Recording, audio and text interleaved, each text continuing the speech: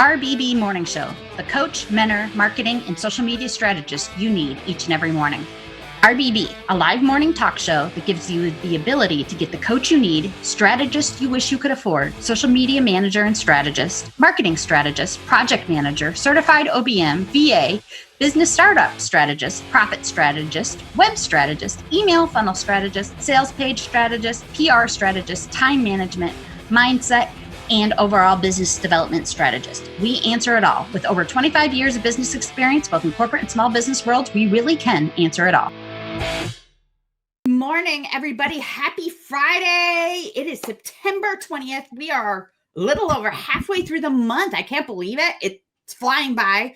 And I'm in here in Western New York. And let me tell you, the weather can't decide whether it's fall or fake fall, y'all, or summer or what it is. This week, I've gone from 40 degrees and it's supposed to be 80 today. And tomorrow's supposed to be 90. I'm like, somebody make up my mind for me so that I know what to wear.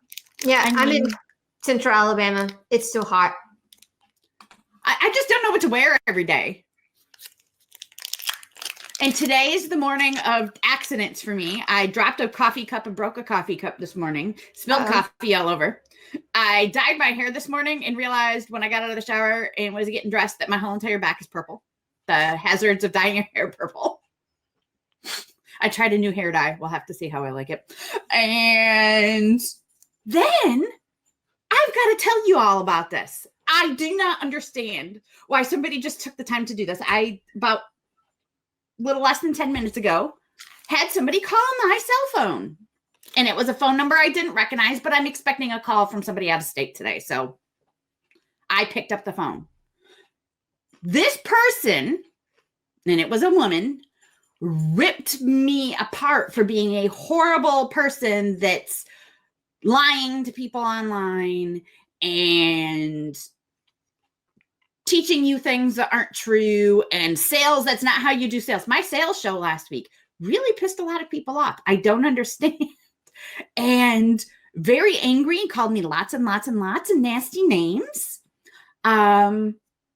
So I've decided something, and I just thought about this. I've arrived. I'm getting stalked. I have a stalker. Well, I have an opinion on this lady. I don't understand. I'm sure she's continuing. And here's the thing, is she's continuing to watch us. She's probably watching. If you don't like what I have to say, don't watch. She'll probably watch the replay later to see if we talk about that. And here is...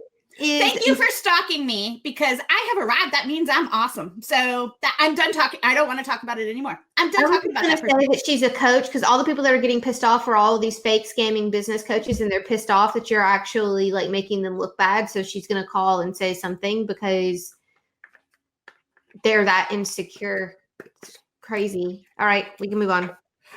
Anyway, so today is Friday. I'm really excited. Today I am going and leaving right after the show, and I'm babysitting two tiny humans, a 1-year-old and a 4-year-old. And then I will have a 5-year-old and a 7-year-old to watch a little later this afternoon. I'm going to be aunt all day, and I'm going to have so much fun and blow things up, because the 4-year-old wanted to do science experiments, because I've done them with her before. So we're blowing things up today. I'm very excited to blow things up with my 4-year-old niece. She likes to learn things. And my sister or one of her friends posted, my child is going to either end up being a very successful entrepreneur or running a gang in prison. So this is my niece. Because she's a piece of work. She's fun. And I get to go have fun with her today. Aunt Danielle will encourage the entrepreneurship and less of the causing destruction and death behind her. So I am looking forward to today. And this week has been a really awesome week. I got to look at our stats, but our books have been doing really, really well. Thank you all for downloading, buying. We're so excited. The social media one, which we knew would be a little more popular just because so many people are having trouble with Instagram and Facebook. We have sold 46 of those, and 30 of Gina's Task Management Made Easy books this week since Wednesday. Copies of our books. If that keeps going by Monday, we'll have sold 100 copies of the books.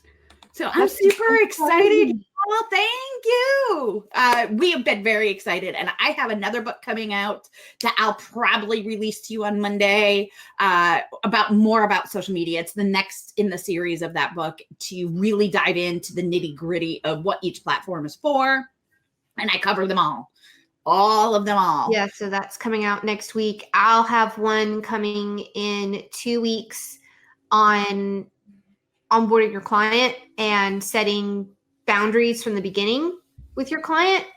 So that one will be coming out in a couple of weeks. I'm really excited about that one. That's always where we as entrepreneurs mess up. Danielle and I have messed up here ourselves. I'll probably in the book talk about some of the mistakes that we made and the disasters that followed after them.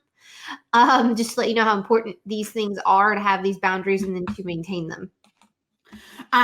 Something I have been asked, I've had quite a few questions this week about IT stuff. So today we're going to really just dive into a lot of questions that we get. And I think Fridays are going to be our general question day. I don't know that we'll necessarily share this to our YouTube channel or anything, but we might. So today somebody asked me, do I need to make sure my computer has antivirus on it? No. In order to be secure? Yes, absolutely. If you're on a Mac, there's things that are a little bit different, but I still suggest that you have antivirus if you're on a Mac. It is actually really, really important. There's so much information out there, and we are, as entrepreneurs, we're dealing with clients' credit card information and our invoicing system and our bank accounts and our computers and all kinds of things. What would you recommend for a Mac? Because most people know like WebRoot. WebRoot is absolutely hands down the best. I actually know people. Okay, so I come from the tech world. Use WebRoot. That is one of the best. Don't be free. Don't be cheap. You could get WebRoot, I think, for a year for $40. And it does Mac as well. It does Mac as well. And you can go to Amazon and Best Buy and buy it. I mean, it's not that bad. Do not put Norton antivirus on your machine. For the love of God, do not do that, because it will break, and it will break your machine. Please, I fix machines with freaking Norton on it all the time. Don't use Norton antivirus.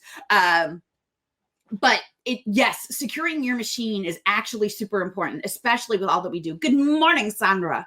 It is absolutely important that you have some sort of security in there. And the other thing somebody else asked me, and it was a random question, like somebody texted me, asked me the question, a friend, make sure that you have a password on your Wi-Fi in your home.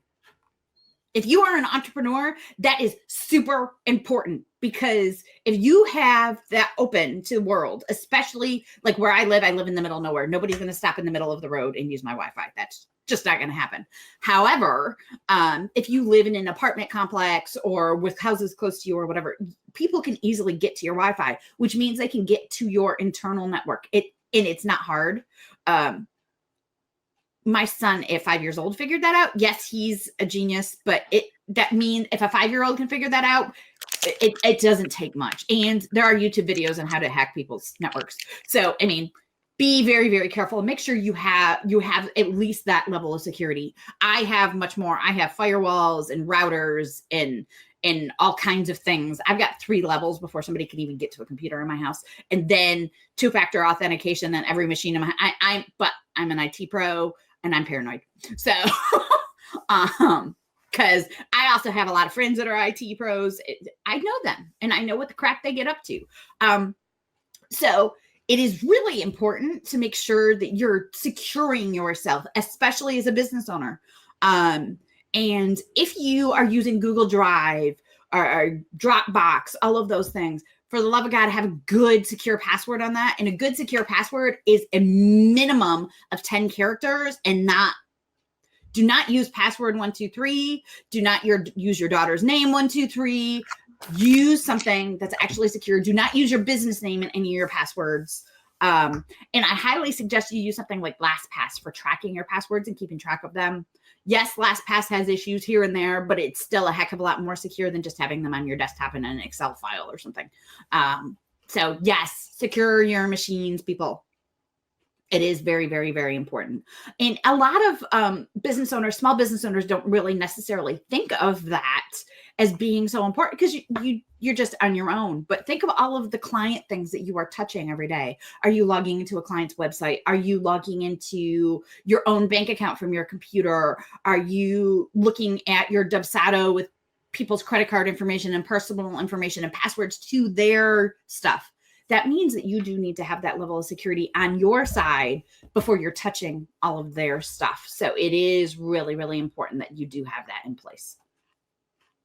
And that's not something I talk about too often anymore, but thank you for asking. And that was Michelle that asked that. And then the other one was my friend Rhonda texted me. And she doesn't watch the show because she only has a phone she doesn't have a computer. I don't understand people who don't have computers. That mystifies me. Another question that we had today is Instagram. It's pissing me off. Why do I keep losing so many followers? Okay. For the 900,000th time, and I'm saying this, and this is Micah that's asking, Micah, something like that. I'm bad with names. The algorithms have changed.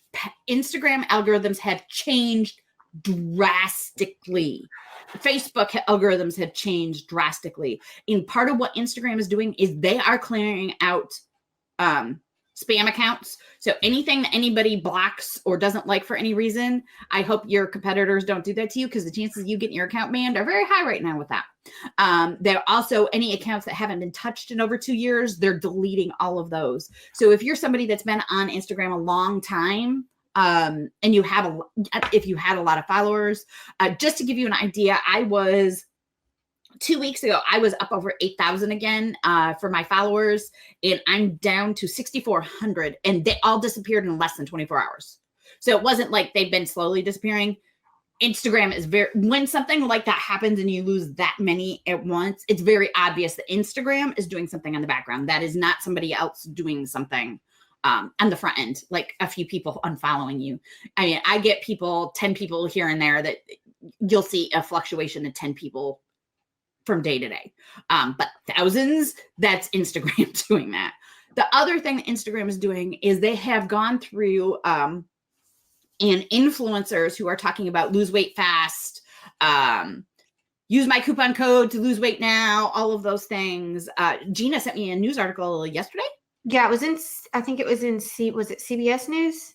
Maybe? Something like that. And I actually saw on LinkedIn again this morning, people that are selling those kinds of things and doing those kinds of things on Instagram and Facebook are going to be being banned. And you're going to be seeing that. And there's a lot of those, especially in the influencer world. So you're going to be seeing a lot of those accounts going away. Now we have a couple of clients who are weight loss coaches and fitness coaches and things like that. And we actually are going to need to sit down with them and recraft their messages because that's going to be something that's going to catch them and could potentially get them banned. We have a client that we no longer have who has now lost a couple of her accounts, her business page and things like that because of that particular issue. And I don't necessarily think that's bad, but unfortunately, when they cast a wide net like that, you're also catching people who are really trying to do good. So sorry, it's not, I'm not lying. Go look at CBS News. I can send you a news article link. Yeah, we can send you articles. You can just Google it. You can Google it. It's out there. We're not making it up. So no hate phone calls. Yes. So there's a lot of that right now, and I'm trying to actually find the one article because I've got it somewhere. Anyway, I'll try to find it for you and post it. So be careful if you are a fitness coach, health coach. Be very, very careful the types of things you're saying and how you're crafting your message. Because you shouldn't be caught by that. But if you are saying things about losing weight fast or losing weight even, there's some key words that you're going to want to start trying to avoid, at least for the time being.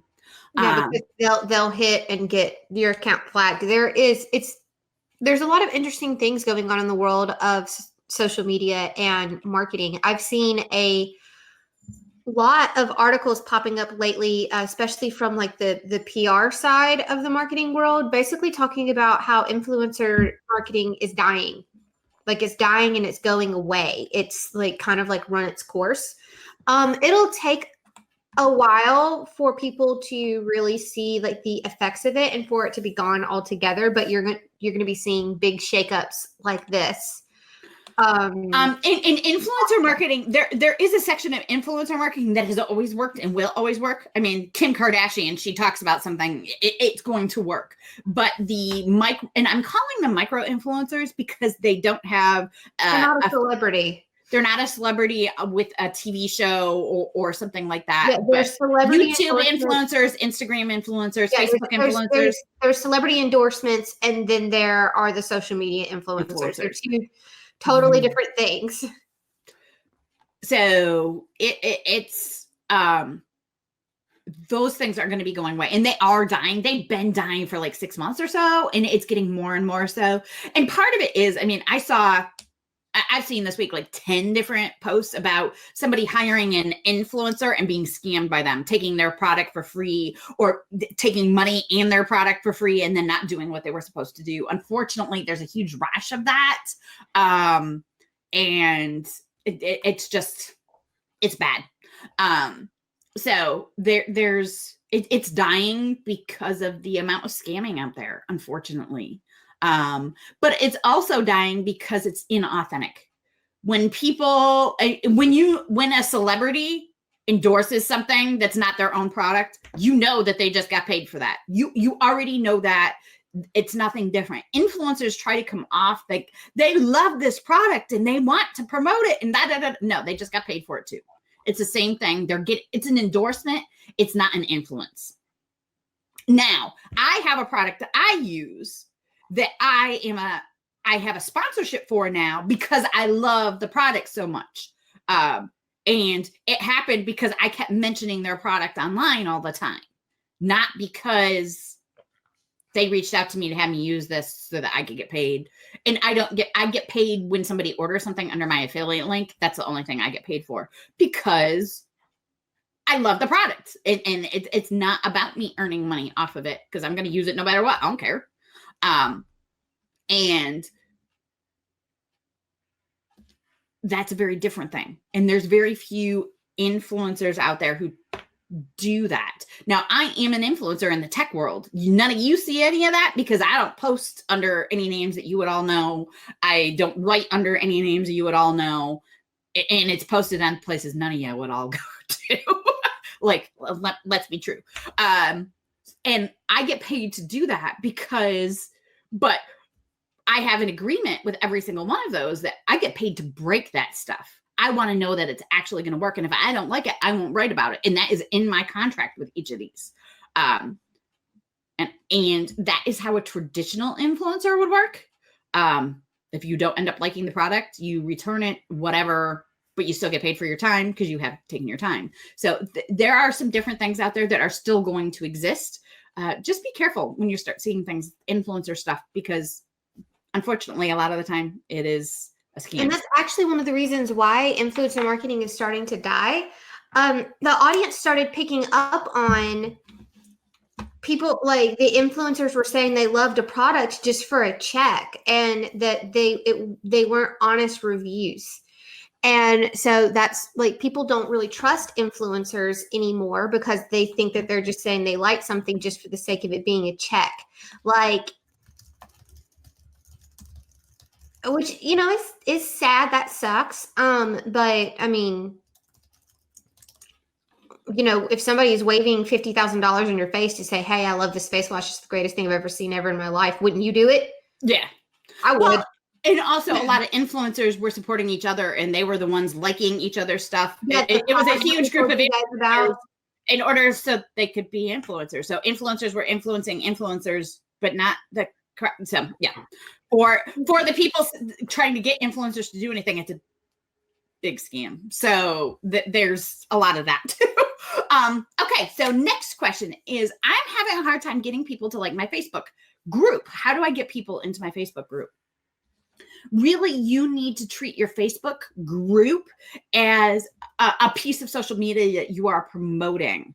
You actually want to promote the fact that you have a group. Put it in your emails that's going out to your email list. Invite people to your group. Use boosting posts on Facebook. This is the one place that I would boost a post on Facebook to try to get people into your group.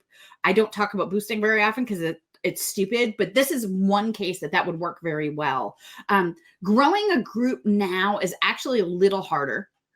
If you're trying to grow a group that is, you want a large group of people and you aren't looking for just your clients or something like that, then you want to make sure that your group profile is filled out well and the categories, and you're using some hashtags tags that will get people's attention on what your group is about. So if your group is women helping women, don't just put women helping women. Use entrepreneurship, small women's business, mom blogger. I mean, use some of those types of tags to get those people's attention. So it comes back to really, really knowing your SEO and your keywords when setting up a Facebook group and knowing what the direction is of that group. Also, make sure that you're interacting in that group, not just posting and running. I will say that our group, we just post and ran because we didn't really care about having a group. Facebook group does nothing for me. I hate dealing with Facebook groups. I had an extremely active Facebook group over a year ago, and I let it go because it's a lot of work, and it doesn't work for me. That's not how I work. I want something that's a whole lot more interactive, and I can find things again and really search it, which is why we have an online community now. And that speaks more, and that's probably why that speaks more to me, is because I come from that world. But a Facebook group is a huge time investment. So make sure that that is something that you want for your business and it's a direction you want to go. I'm not saying that a Facebook group is bad, because it can be very, very good for your business if used correctly. It can be beneficial, but is not necessary, is what Danielle is trying to say. I know that we hear a lot in the Facebook influencer business space that a group should be the beginning of your funnel because that's warm leads. Your email list is the beginning of your funnel. Well, actually, anyway, there's a million things that could be the beginning of your funnel. Let me tell you, and we'll get you there later. And we're going to we've talked about a bit last week about it and a little bit this week about your customer journey. We're going to dive into that again in a few weeks and really dive into what a customer journey, what that means for your business. And we're going to I think we're going to bring a couple people on and use them as, it's hard to explain. Use them as a template of what not to do and what to do. So I always hesitate to say that about somebody's business, but when you're having a hard time growing, sometimes you need somebody to walk through that. So we're going to do that with somebody. And I've got to find a guinea pig for that. But growing your email list has to be number one, because you need to social media proof your business. Get it off social media. Get your clients contact off of social media. Because if that's the only place you're contacting them, you're screwed. You don't own that, so you're screwed. Just being open. I have one more question, and then we're going to tie up for today. The last question is, what the heck is Twitter and how do I use it? The only thing I think Twitter is for Trump being an idiot. Not going to argue with you there. However, you can find your ideal clients on Twitter if your clients are there. So you need to know your 5 W's and an H. I would really suggest that you spend some time, set up a Twitter account so you can really search. Doesn't mean you have to use it. Just so you know, set up a Twitter account, focus on your 5 W's and an H, and start searching for keywords, tags, hashtags, all of those kinds of things, and see if your ideal clients are on Twitter. Because there are, especially in the women's business world, there are many people that their clients would not be there. So it doesn't make sense to be there. I'm not going to dive into what is Twitter and how do you use it quite so much. I have an ebook that will be free starting next week that will tell you that. And I'm going to make you go download that instead of me going through all of it here. But Twitter is not for everybody. Instagram is not for everybody. Facebook is not for everybody. So just because some coach, some book, something told you that you had to be on all of these platforms doesn't mean you do. You need to know whether your ideal clients are there and if you want to do the time investment. because to do Twitter well and to get a lot of attention on Twitter, it's just as much, if not maybe a little more work than Instagram is. It's easier, but it's still just as time intensive. So make sure that you're determining whether your clients are there before you even consider it. And again, if you go back to needing your 5 W's and an H, you have to know that in order to answer that question. And that goes with every platform. I don't care what it is, Pinterest, YouTube, LinkedIn, all of that. You need to be answering those questions there.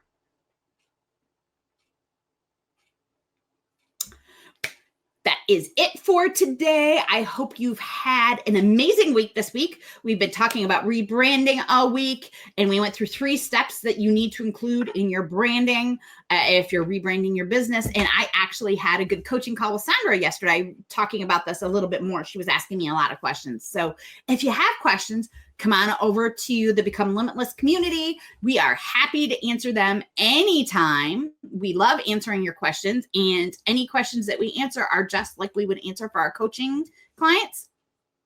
What are the steps of writing and publishing? We cover that on the in the community.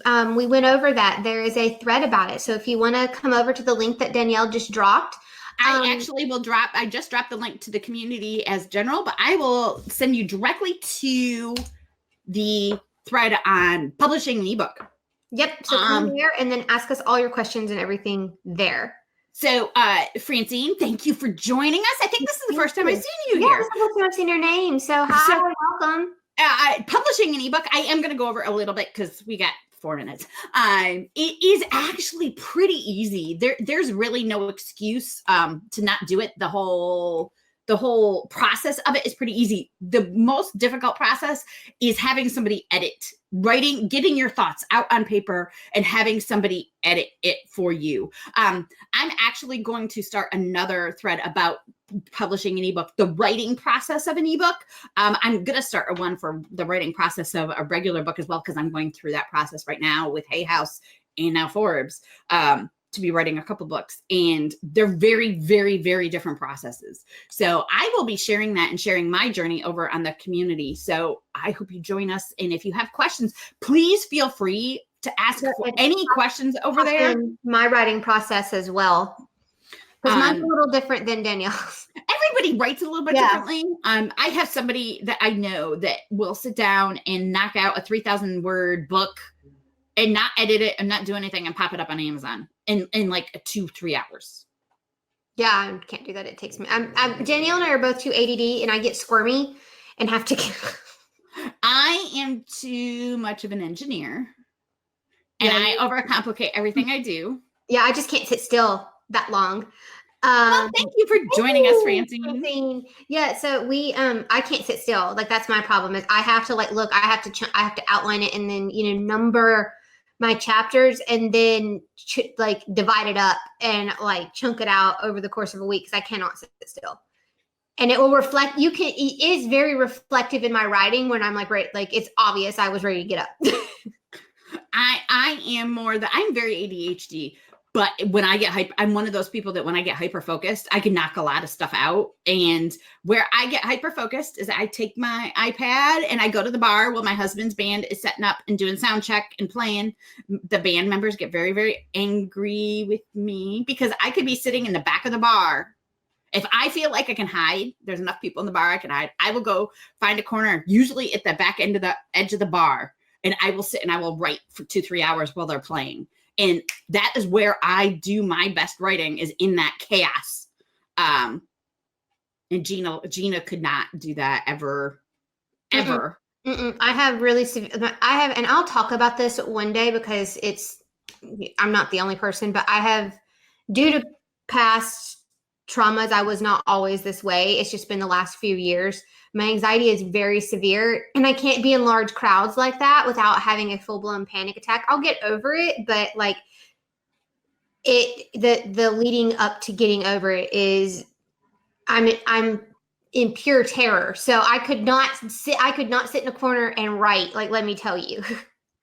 And I love that. And I plan on doing that this weekend. We're doing sound for a band I don't particularly like. So I plan on taking everything with me and writing some of my best stuff.